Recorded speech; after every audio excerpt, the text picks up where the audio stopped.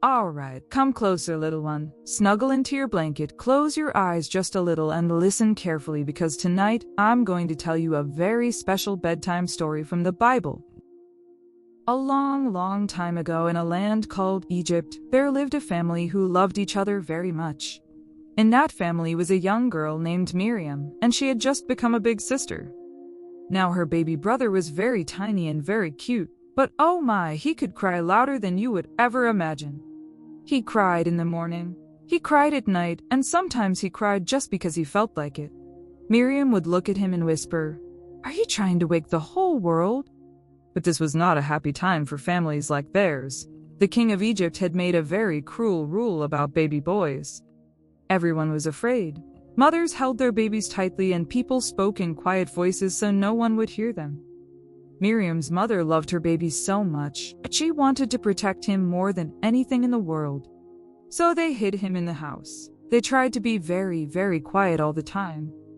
But hiding a baby is not easy. Babies do not understand quiet rules. Sometimes the baby would cry suddenly. Miriam would rush over and whisper, "Please not now." She tried making funny faces. She tried silly sounds. Once she even danced in a very silly way. She flapped her arms and made noises like a chicken. The baby looked at her and cried even louder. Miriam sighed and said, "Okay, that didn't work." As the baby grew, his voice grew too. It became harder and harder to keep him hidden. One day, Miriam's mother sat quietly. She was thinking very hard. Then she stood up and said, "We must trust God." Her voice was calm, but her heart was brave. She began to make a basket. Not just any basket, a special one. She covered it so water could not get inside. Miriam touched it and said, "Oh, this is sticky." When it was done, it looked like a tiny boat. Miriam smiled and said, "It's a baby boat." Then came the moment Miriam did not like. Her mother placed the baby inside. Miriam's heart beat fast. She wanted to say, "No, don't do it."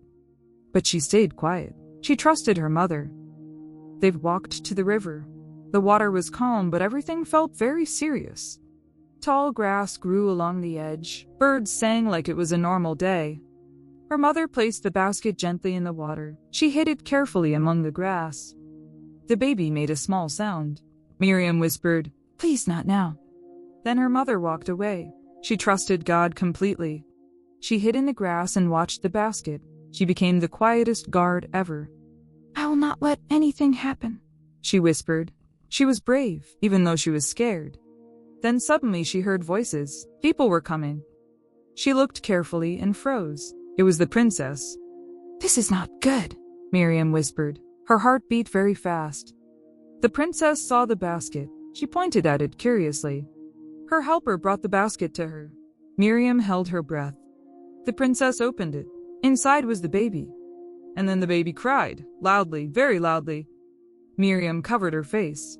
"Oh no," she whispered. But something amazing happened. The princess felt sorry for the baby. Miriam slowly looked up.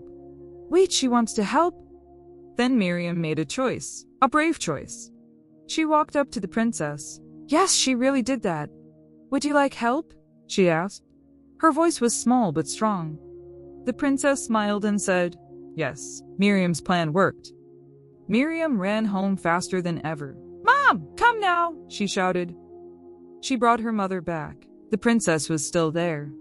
"This woman can help," Miriam said. She pointed proudly. The princess agreed. She trusted them. "Take the baby and care for him," she said. "I will pay you." Miriam's eyes got wide. "Wait, what?" Her mother held the baby again. He was safe.